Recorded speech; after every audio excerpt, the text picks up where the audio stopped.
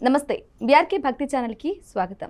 ఈరోజు మనతో పాటు ఉన్నారు ప్రముఖ ఆధ్యాత్మికవేత్త మాతా పద్మజానందాజీ గారు మనతో పాటు ఉన్నారు. మన సందేహాలను నివృత్తి చేసుకుందాం. అమ్మ నమస్కారం. హరి ఓం. అమ్మ చెప్పండి, ఈ మధ్య కాలంలో ఆర్థికంగా ఎదగాలన్నా అలాగే లక్ష్మీదేవి అనుగ్రహం పొందాలన్నా ఏం చేయాలంటారు? శ్రీ గురుభ్యో నమః. సరస్వతి అమ్మ, ఆర్థికంగా ఎదగడం అనేది ప్రతి ఒక్కరికి కావాల్సింది. అవును. ధనం మూలం ఇదం జగత్ అన్నారు పెద్దలే చెప్పారు మనకి శాస్త్రం. ఏది కావాలన్నా కూడా, ఏ కార్యం చేయాలి అన్నా, ఎవరు ఏది చెయ్యాలి అన్నా కూడా ధనం కావాలి. అవును. అయితే ధనం ఎదగాలి, ధనపరంగా ఎదగాలి అంటే ముందుగా ఇంటిలోని గృహస్థాశ్రమంలో ఉండేటువంటి వాళ్ళు ముఖ్యంగా కొన్ని ఖచ్చితంగా పాటించాలమ్మా. నియమాలు అవి పాటిస్తే అమ్మా, మన పెద్దలు పూర్వీకులు మన సనాతన ధర్మం మామూలుగా ఉండదమ్మా. ఏదైనా వాస్తవమే చెప్పారు. పూర్వీకులు వాళ్ళు పిచ్చి వాళ్ళు కాదు చేయడానికి. అవును.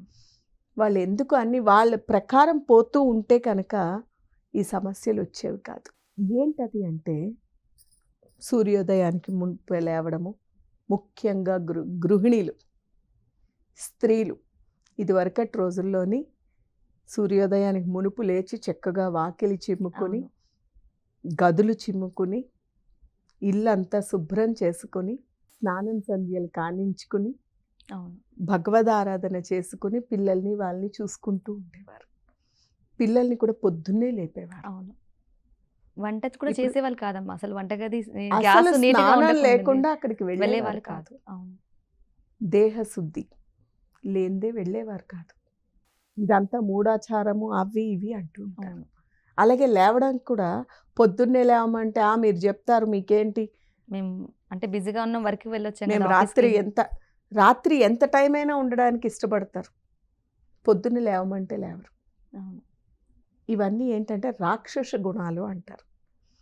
మన దరిద్రానికి మనమే దారి తీసుకుంటున్నట్టు లెక్క అనమాట.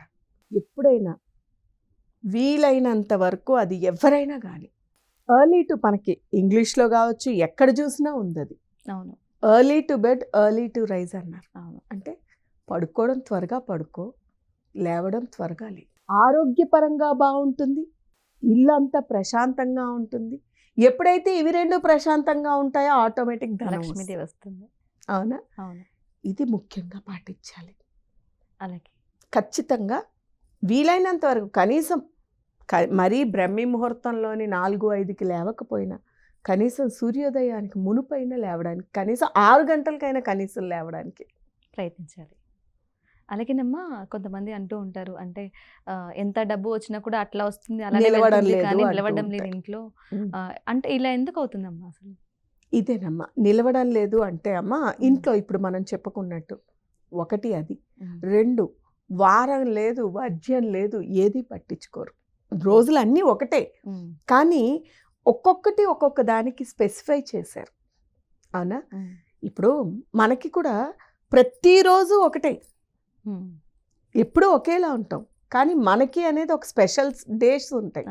పుట్టినరోజు అని, పెళ్ళైన వాళ్ళకి పెళ్లి రోజు అని, ఇలాంటివి ఉంటాయి. మరి ఆ రోజు ఎక్కువగా ఇంపార్టెన్స్ ఇచ్చి ఆ రోజు స్పెషల్గా ఉంటారా? ఉండరు. అలాగే వారంలో కూడా ఒక్కొక్క రోజు ఒక్కొక్క గ్రహానికి, అంతే కదా. అలాంటప్పుడు అధిపతి గురువారం ఒకటి, శుక్రవారం ఒకటి, ఆదివారం ఒకటి, అమ్మవారికి అంటే లక్ష్మీ కటాక్షం కావాలి అంటే ముఖ్యమైనది మంగళవారం, శుక్రవారం, గురువారం, ఆదివారం. ఈ రోజులలోనైనా కనీసం ఇల్లు శుచి ఉంచుకోరు. అస్తవ్యస్తంగా పెట్టుకుంటారు. ఎక్కడ పడితే అక్కడే అన్నీ ఉంటాయి. అలాగే ధనాన్ని చాలా కేర్లెస్ అన్నమాట. ముఖ్యంగా ధనం కంటే ముఖ్యం ఆహారం. అవునా? నీకెంత కావాలో అంత పెట్టుకోవాలి, కానీ విపరీతంగా పెట్టుకుని పాడేయడాలు ఇవన్నీ కూడా కారణాలేనమ్మా. అవన్నీ కూడా కారణాలే ధనం నిలవకపోవడానికి. అలాగే ఇంట్లో ఎప్పుడు కూడా చికాకులు, గొడవలు పడుతూ ఉండడము, కోపాలు, భార్యాభర్తలు గొడవలు, ఊరికి గొడవ పడుతూ ఉండడం. పెద్దలు అంటూ ఉండేవారు, పోరు నష్టం పొందు లాభమే.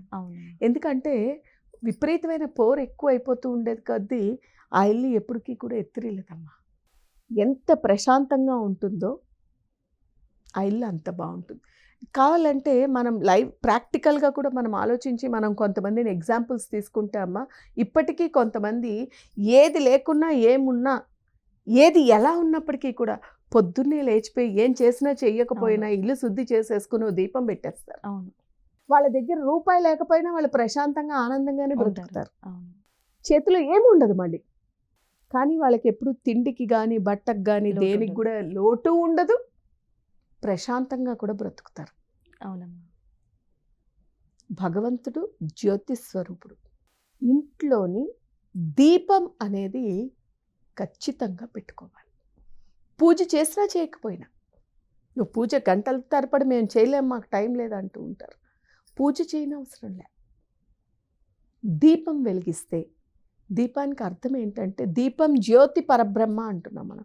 ఆ దీపం వెలిగించినందువల్ల ఇప్పుడు చీకటిని పారద్రోవాలంటే మనం లైట్లు వేసుకుంటున్నాం. ఆ దీపమే జ్యోతి అక్కడ. ఎప్పుడైతే నువ్వు ఈ దీపాన్ని వెలిగిస్తున్నావో ఇంట్లోకి నెగటివిటీయే కాకుండా చీకటి అలమకుండా, చీకటి అంటే దారిద్ర్యం కావచ్చు, దరిద్రం కావచ్చు, ఇదేది కూడా రాకుండా, అలాగే అజ్ఞానం కింద కూడా తీసుకోవచ్చు మనం. అలాగే అజ్ఞానాన్ని తొలగించి జ్ఞానం అనే జ్యోతి వెలుగుతుంది అనమాట. ఇంట్లోని ఎప్పుడైతే ఆ అజ్ఞానం దీపం పోతుందో ఉమ్, ప్రశాంతంగా ధనం కూడా వస్తూ ఉంటుంది. అలాగే అలాగే సింపుల్గా ఎప్పుడూ కూడా ఇంట్లోనే పొద్దున్నే ముందు ఇల్లు ఊడ్చుకోవడము. అలాగే చాలామందికి చాలా పెద్ద చెడ్డ అలవాటు ఉంటూ ఉంటుంది. వెళ్ళి గుమ్మం మీదే నించుంటారు. అది కూడా చాలా తప్పు. మనం సింహద్వారం అన్నాం. మన ధర్మంలోని సింహద్వారానికి చాలా ప్రాధాన్యత ఉంది. చక్కగా దానికి పసుపు రాసి బొట్లు పెట్టడము ఇలాంటివి చేస్తూ ఉండడం వల్ల ఖచ్చితంగా ధనం నిలుస్తుందమ్మా. అలాగే ముఖ్యంగా గృహస్థ ఆశ్రమంలో ఉండేటువంటి గృహిణులు చక్కగా నవ్వు మొహంతోని పొద్దున్నే చక్కగా శుభ్రంగా, అలానే ఏదో తయారులు అయిపోవాలి మేకప్లని కాదు అక్కడ అర్థం. శుచిగా శుభ్రంగా ఉండి చక్కగా బొట్టు పెట్టుకుని, భగవంతుని బొట్టు పెట్టుకొని, కుంకుమ పెట్టుకొని ఒక్క నమస్కారం నవ్వుతూ ఆ ఇంట్లో తిరుగుతూ ఉంటే వద్దన్న లక్ష్మీదేవి వస్తూ ఉంటుందమ్మా. అలాగే దరిద్రం అనేది ఆ ఇంట్లో ఉండదు. అలాగే అందుకే పెద్దలు ఇదివరకు అంటూ ఉండేవారు, ఇంటి ఇల్లాలని బట్టి చెప్పచ్చు, అవును. ఇల్లుని చూసి ఇల్లాలని చూడండి అనేవారు. ఆ తల్లి ఆ ఇంటి ఇల్లాలిని అంటే స్త్రీకి అంత ప్రాధాన్యత ఇచ్చేవారు. ప్రతి ఇంట్లో గృహలక్ష్మి, లక్ష్మి ప్రత్యేకించి ఎక్కడో లేదు, గృహలక్ష్మి అన్నాం. అంటే గృహంలో ఉండేటువంటి ఆ స్త్రీ లక్ష్మితో సమానురాలు.